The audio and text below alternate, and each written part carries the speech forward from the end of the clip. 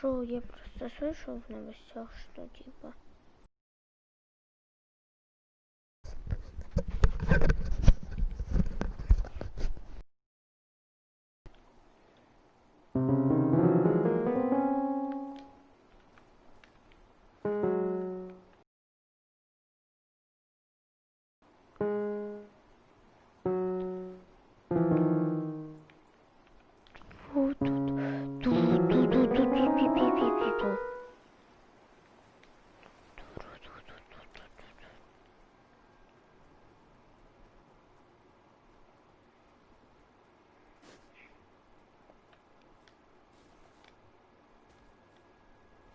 URL.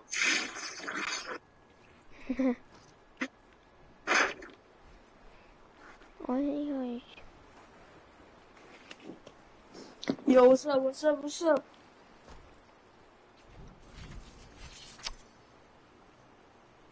Нет. You got a Finch nose skin.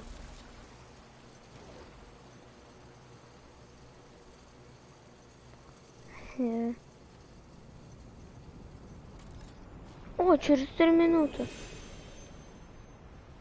How many minutes? 3 minutes.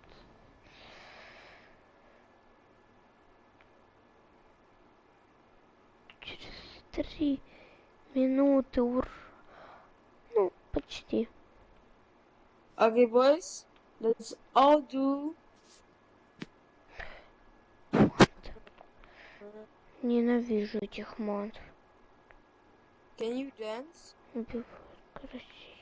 Ну ладно, потанцуем. Я думаю, тут танцевать можно.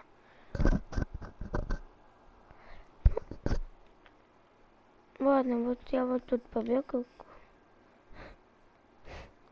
Я вот тут побегаю. Побегаю я вот так. Ну.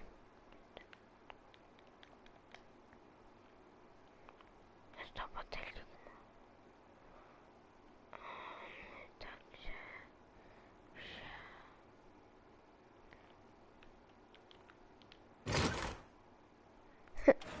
Что так? Можно? Ладно, короче, это мой любимый скин. Everybody stay in the line, stay in the line. So everybody can see it.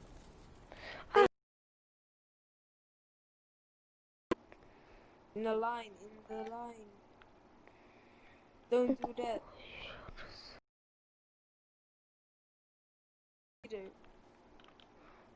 Just watch, boys. 1 minute, 1 minute. Время? Что за время?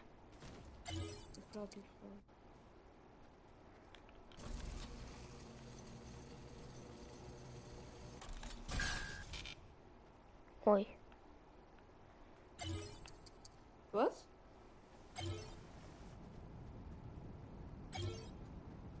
Hello?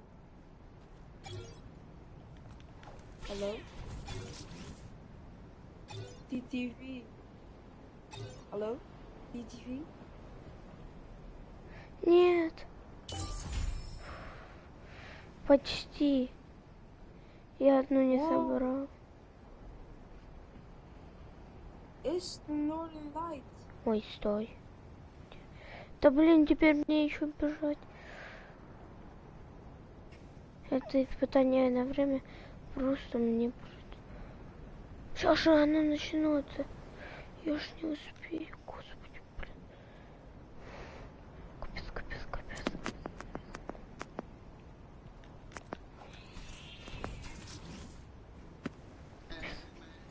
The badge is better than having some heart. Okay, look now, look how they running. They beating white people down just to show us what's coming, or to show us we nothing, or to show us we only welcome when singing or balling. Just shut up and dribble.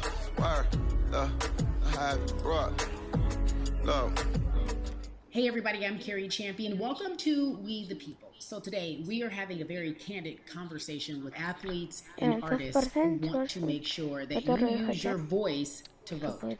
Voting is your voice. So we have so many different issues that are happening in this country. It's really, truly unprecedented time. So I'm looking forward to these conversations. I think you'll be educated as well as entertained, but most importantly informed. We have morethanavote.org, whenweallvote.org, and fairfight.com. Those resources are imperative as we try to change our future.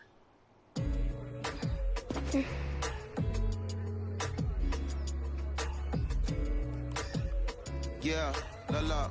There's no way that we can talk about hip hop or even the fact that we want to talk about activism, black voter suppression, without bringing in this guy straight from Port Arthur, Texas. We are talking about Bun B. He is an activist, a scholar, and an all-around gentleman. Thank you so much for spending some time with us. Bun, I don't want to start heavy, but I guess I have to because that's where we are in the world today. It's heavy as hell. And when you think about what needs to happen in this country in terms of change, what's the first thing that you think of? Equality.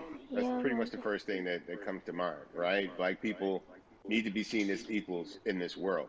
You know, we had to fight just to be recognized as a full citizen in this country and not 3/5. The world is now seeing what we've known for so long in the culture and in the community. The one way that we can fight is obviously voting. Talk to me about what voting means to you. I hear people all the time talking about one vote doesn't matter and that voting doesn't make a difference. If that's true, why do they work so hard to suppress the black vote? Because they understand the power of the vote. And so it's time that black people collectively also understand the power of their vote. And not just on a national level, because a lot of times we only have this conversation every 4 years. People need to be very much involved in their local politics. They need to understand who their elected officials are, where they stand on issues that affect you. And you need to use your vote to either support the ones that care about you and your condition, or to elect people who do. A newer initiative that we're dealing with is educating felons, right? So in the state of Texas, if you're a felon, right, if you've been to jail or to prison, but you're no longer on probation or parole, you have the right to register to vote. Another thing that was just brought to my attention is an initiative called Orange, which is happening not just in Houston, but all over the country. If you're in jail currently during pre-trial, but you have not been convicted, like you're still in jail waiting for your day in court, you are still eligible to vote. And you said something so key. They work so hard to hope that we stay uninformed, but more importantly, to suppress the black vote. If you could do one thing with this message that we're trying to send today about how important voting is, what type of images would you like our people to understand and see when they go to these polls and vote or when they cast their ballots? I think the images that we've all seen, you know what I'm saying, for decades in this country, if not centuries in this country, we've seen black people oppressed, we've seen black people attacked. So every time you look back and you see those old black and white images of people of color being attacked by dogs and people of color being sprayed with hoses, that's what they were fighting for. Back then, they were just fighting for a chance to vote. People like Martin Luther King Jr., people like Malcolm X, these people died to help us be in a position to have the power that we have now, which is to be able to people that have controls over our lives.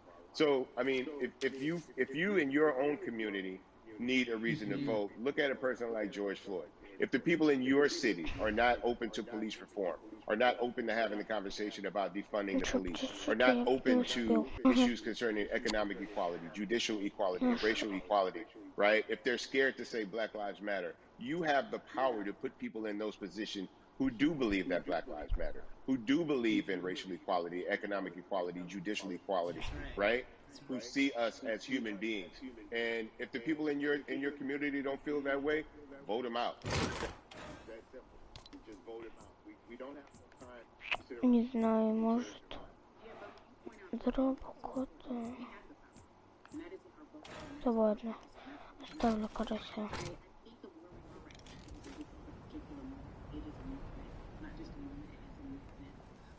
In your opinion, was it George Floyd's death? Why was that the chosen brutality for people to say, oh my God, black people are still oppressed in this country, and it is not fair? I think it's twofold, Carrie. In so many different encounters between people of color and the police, there simply is no proof of what happened in the interaction.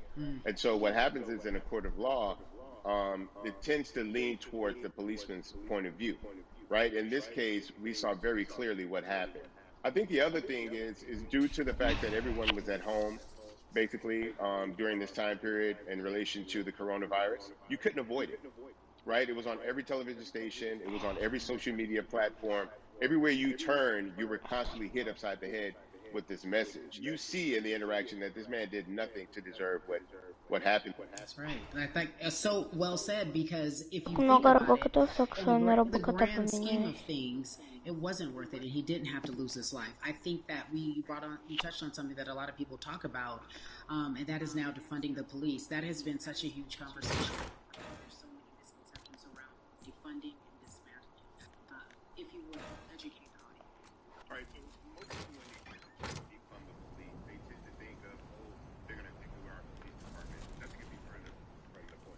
Defunding the police, even Houston, take for example, we had over $1 billion allocated to our police force. Now, what is that money being used for? Some of that money tends to be allocated towards riot shields, right? Pepper spray, right? That kind of thing. That's only used against the people that fund this budget, right? So why would the people want to supply the police with the means to oppress them? If the police are concerned about the situations in certain communities with a higher crime rate, well, higher crime rates tend to happen in communities where there's not employment opportunities, right? There's not a lot of social services, and people are going to do what they need to do to take care of themselves and their families. When the community has more opportunities for employment, more opportunities for upward mobility, then they tend to be less of a strain on the government. They tend to have a lower crime rate, and because of that, we'll have less need for the police in those communities. You are passionate about so many different things in terms of making sure that we are holding our leaders accountable. Talk to me about some of the other projects that you're working on. Well, right now, obviously, being a part of More Than a Vote is essential. We're dealing with primaries in this country right now, and we just want to educate people. We want to inform people because people are tired, they're angry, they're concerned, and they want information and they want action. And so we want to make sure that we give them the right information and lead them in the right direction. And we thank the people that do not look like us for standing with us right now, because it's very important that people who aren't black be involved, because if black people could have gotten rid of racism, we would have done it hundreds of years ago. And so I'm trying to use my voice and my platform just to let people know that if they feel like I do, there's a number of places they can go to enact change in their community. People need to know about how their city council runs. They need to know that they have the ability to speak when city council meets, to let them know that that's not the way that they feel their city needs to be run. Those are not the places that they feel allocated. And Bubby, even a step further, they can run for office in their local community. They can run for positions. Like, people act like they leave it up to somebody else. If you're upset, it's not hard to get on the school board. It's not hard to be a part of the city council. It really isn't. And depending on how small your town is, you could be a mayor. The power is with the people, and we need to just know that that's happening. Absolutely. And it's always been with the people. You know, if you look at Trayvon Martin's mother, oppression that led to her son's death. And so what did she do? She ran for city council, and she was elected city council. Our own former president, 44, Barack Obama, right, started in the community as an activist, ran for an elected position, became senator, ran for another elected position, and became president of the United States. So don't think that you... Amen. I feel like I need to go out and run for something. You gave me a rousing speech there, sir. I'd be remiss if I didn't ask you this. When I talk to my brothers, I have to ask you, as a black man, how are you doing? Are you okay? I'm good. I have a very strong relationship with God, so prayer definitely works for me. I have children and grandchildren who are watching me, who are encouraged by what I do, and they're proud of me right now, you know, and that's really what matters, you know. The change starts at home, you know, so as long as you have a support system that believes in what you're doing and supports you in what you're doing, you have everything you need to go out there and fight the good fight. And for those that don't, there's a community of people here to help you. So you can go to places like morethanavote.org. There are many different places that will encourage you, inform you, and they will put you with groups of people that feel like you, that are ready to take action. So no one has to go about this alone if they want to do it. Yeah, we're stronger together. People have been saying it, but that has much more meaning now that we are in our movement, not just this moment. Bumby, it has been an education, always a pleasure. Thank you so much. I appreciate you. Keep fighting the good fight. Keep up the good fight. играет хип-хоп. Yeah, la. So our next guest, I have to admit, I'm a fan, but there are so many different people that we could talk to, and I thought it was so imperative that we speak with her. You know her as Molly on the huge, successful show Insecure, HBO's Insecure. She also has a comedy special highlighting her Nigerian roots, and she's an amazing podcaster. Let's welcome in Yvonne Orji, everyone. You have such a beautiful way of making things funny, giving us our medicine with some candy, right? The humor and the healing. You bring all of that to your space. And right now, as you look across this country and how everyone is so broken and so upset, if it's not social injustice, it's the pandemic, it's depression, it's unemployment, the list goes on and on. How are you doing, quite frankly? You know, I'm rediscovering self in a way that is hard, but necessary, that will lead to ultimate joy. I know it sounds like a lot, but no, I think I personally think that God put all of us on a global timeout. Like we just, America hasn't done as good as other people when it comes to timeouts because everyone else is outplaying every recess, and we're literally going through Мы cycle все and равно wishing we could слышим. come out. But I think that if we settle into the timeout А я and не really learn the lesson that we're supposed to learn from this season, I think we'll emerge better. We'll learn how to play well with others in more ways than one. Нет.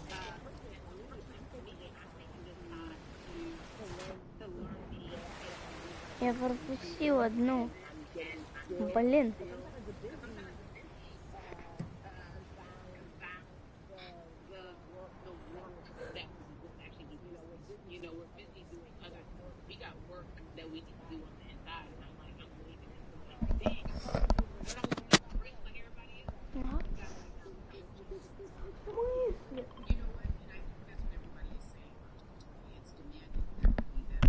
Сейчас.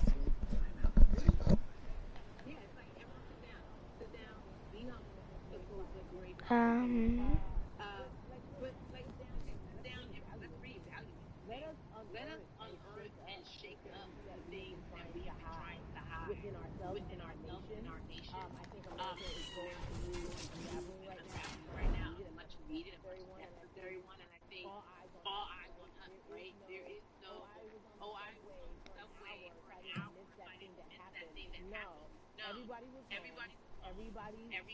watching when George Floyd died, and no one could hide it. Everyone was watching when Amy Cooper called the cops. Like, this is a time where it's like, oh, we can't pretend it away. We can't excuse it away. No. It's a global timeout. Sit down, watch, and let's learn. And globally, it's like, hey, we were going business as usual, but it ain't usual no more. Like that's old. Anytime change occurs, it's very uncomfortable. And so right now we're sitting with we're getting we're getting comfortable with the uncomfortable. The minorities, we've been comfortable with being uncomfortable because that to me explains just the existence for whatever we want to do, how we break into our careers, how we live our lives, how we find ourselves one of the few or one of the first. And that's a lonely road. When you look at, and when you talk about this global timeout, everybody had to pay attention to Amy Cooper. Everyone had to pay attention to George Floyd. How is that helping us as a people, as a country during our global timeout? I think, well, one, we're not minorities, Carrie. You already know it. It's like these labels that they put on us. It's like the same way of saying like black on black violence. Also, there's no white on white violence. It's branding. Yeah, right. It's all branding. Yeah, you're right. It's like white people kill white people every single day. So no, there is no black on black violence. And if you say black on black violence, well then let's brand white on white violence. Like I watch Investigation Discovery. Ain't too many of us being featured. So, I just even like, but to answer your question, what does that do? I think what everyone expected is what has happened in the past when the world was still open, right? In that, okay, you had everyone from Trayvon Martin to Castillo to Sandra Bland. You had all of these lives lost, and Black people made some noise. We rioted, we got out in the streets, we started the Black Lives Matter movement, all of those things. and then white people kind of just like, oh, let's give them something, and then it's just like, is it over? It's like Oscar is so black. Okay, good. We gave some Oscars. Are we good now? Like, are we even? And it's now it's just like, oh no. This is not about like a band-aid. It's like, yo, we might have to amputate the leg a little bit, but it's all right because by amputating the leg, we're gonna save the body. And so I think that's what's happening now. Like, America is realizing, like, oh, black people aren't just making a little bit of noise. Like, the protests are still out. The conversations are still being had. The change is still being demanded. And I think they're seeing, oh, this is not going no way. And no, it's not, because we need systematic change. What a beautiful way to explore what is happening and describe our country. We might have to amputate the leg, but that's to save the body.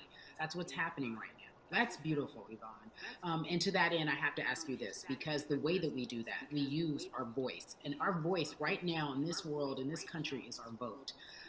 And everyone talks about voting and how important it is, but I feel like more than ever we understand that it's not just about voting every 4 years for the man in office. It's about your local elections. It's about the mayor. It is about the district attorney, the people who have the power to bring charges against police if police brutality is an issue in your community. If you care about your school district, you can run for the school board. I ask this of you, right? Your parents are from Nigeria. You are Nigerian. You talk about that very lovingly. What does voting mean for you? I think voting is power. I remember, I became a naturalized citizen back in the 90s when, because I was still a minor, my mom naturalized, and so we were able to do it under her. And just even that power of, like, we are American citizens and all the access that we have by being citizens, one of those accesses and those access to power being voting. It's a big deal. It's a big deal because not only do we have the opportunity to be in this country, but now we can be of the country. We can be of the systems. We can be of the rules. We can be of what it actually affords. But I think, going back to your earlier comment about just the setup of systems, I think we are done a disservice. Either it's schools or whatever it is, and I'm not putting teachers on blast. I think teachers do a phenomenal job, but for some reason we do not, and give them all the raises. I know too many parents who are like, this child of mine, I do love them, but hey, where can I drop them off? And I do think that there's a disservice done because, again, when we talk about voting, to your point, we talk about every 4 years. It's important to vote for the presidency. We don't realize, like, oh, snap, we actually can vote about, like, how much our libraries get. It's like small things like that, but they make a big difference. When you think of voter suppression in this country, what does it look like for you? It's the systems. When we talk about voter suppression, we also talk about systematic racism, right? It's all the systems that set up. And we've normalized, okay, maybe your job will give you a half day, or maybe, you'll be able to get this luxury. It shouldn't be a luxury. It should be built into the system. It should be built into the fabric of how we vote. But maybe you'll be able to get this luxury in order to enable you to go vote. Think about everything disenfranchised, marginalized Black person has to endure in a day. So in a day, you need to get to work. If something happens to your car, if something happens to your child care, if something happens to, there's so many factors along the way that can send you into a tailspin as an American. And then you add on as a person of color. If you're just trying to get to vote and you already have to go through all of these hurdles and hoops in your everyday life, imagine the one day when your voice really is supposed to matter the most in this country. But then you also see all the times that you tried to have your voice matter, and then it's been shut down, repressed, told it doesn't matter. And then you're kind of like, what's the point? How do we keep hope, though? If I'm watching this right now, how do we as a people stay hopeful? How do we believe in the promise that these quote unquote forefathers have given us? Because have you met Black people? By default, like, hope is infused in our DNA. Like, you know what I'm saying? Like if we haven't been broken now through, be it through slavery, through capitalism, give it to me, through give it to me, colonization, through segregation, through, you know, I mean, listen, the history of black people in this country is, at one point, we were 3/5 people. Mm-hmm. That's it. That was a written law. And look at us now. We are whole. We are black girl magic. We are black boy joy. We are, you know what I'm saying? What I think about in terms of giving us hope, right? We're making a lot of people nervous right now, Carrie. We're making a lot of people nervous right now because they're like, dang, we put all these obstacles in their way, and these jokers are resilient. But that should give us hope. That should give us hope that, like, we can't stop, won't stop. I mean, I went to the school of Diddy. You know what I'm saying? Hashtag, Harlem shaking it right now. Can't stop, won't stop. And I think that's our motto. We can't stop voting and we won't stop voting. We can't stop marching and we won't stop marching. We can't stop thriving and we won't stop thriving. To that end, because you led me directly there, I've been asking everyone who's appeared on this platform, what does activism look like? And I feel like back in the day, we had an idea. Yes, it is marching. Yes, it is protesting. Yes, it is speaking out against things that we feel are not right or unjust. But talk to me about what activism looks like for Yvonne Orji. Listen, activism, I think the beauty of activism is that it has many faces, right? You're going to have the people on the front lines. Like, you know what? Martin Luther King marched, but there were a lot of women who were in the homes like, hey, BT Dubs, when they come back, this is how we support all the people who are marching on the front lines. And we're going to be here doing what we know to do best here. And you know what? Somebody needs to bail them out of jail so now we need to be in the community, you know, getting money or whatever it is. So it's like everybody has a position to play. And so play your position like a shortstop, bro. So whoever you are and whatever you do, play your position. So activism could look like, you know what? I'm not the one that's built to be on the front line, but you know what? My pockets go deep, so I'm gonna support the people on the front line. You know, I'm a comedian. Black joy is a form of activism. There's always a call for entertainers or celebrities that have the platform to do something. Why aren't you speaking out? I'm not a believer in thinking that it's mandatory. Like you said, everyone can be an activist and be activated in different ways. But talk to me about the connection. Talk to me about the marginalization in your world and how you feel like you can use your platform to do more. Beneath the surface of what we do, like Niecy Nash says, it's the who, right? The who is the person who's going to be like, hey, let me call this out. Either blind racism, in terms of overt racism, in terms of ways that we can be better, in terms of ways that we can actually be more uplifting to the community that you may not even realize that you're serving. Before I let you go, talk to me about the urgency, in your opinion, for people to vote, our people to get out and vote this coming election.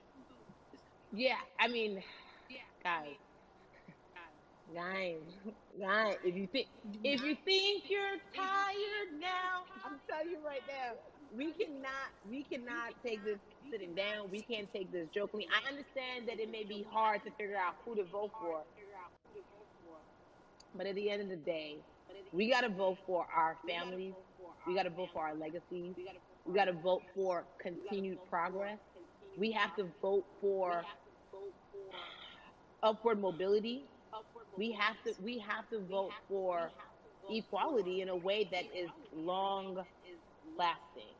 And if we succeeded before, we can do it again. We talk about the hope. This is the time. This is not the time to give up. This is not the time to pretend away that we haven't made progress. We have. There's still much more to be done.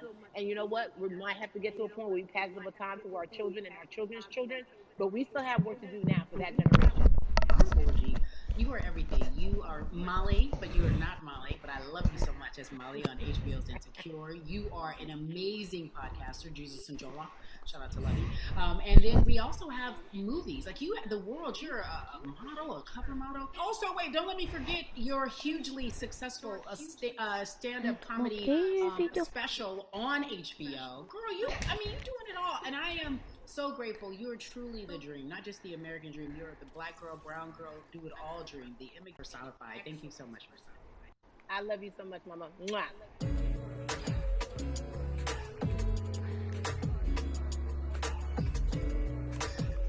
Yeah, la la. So Atlanta has been one of the hotbeds and founding fathers of the civil rights movement, and that's Martin Luther King Jr. But right now, we want to welcome in someone who has used his platform to talk about voting, to talk about racial injustice, and how he's trying to help. Atlanta's very own Russ joins us now on We the People. Russ, I'm not going to fan out and tell you what some of my favorite songs were that I listened to repeat on yours. We're going to get to the topic at hand. So we got to talk about, recently you did an interview where you shared your outlook on culture and music. And you also were very candid about the fact that you have a privilege and that it's necessary for you to give back. Tell everybody about what that means. As like, it's very obvious, I'm white and I'm in Black culture and I'm benefiting financially off of it. Ребята.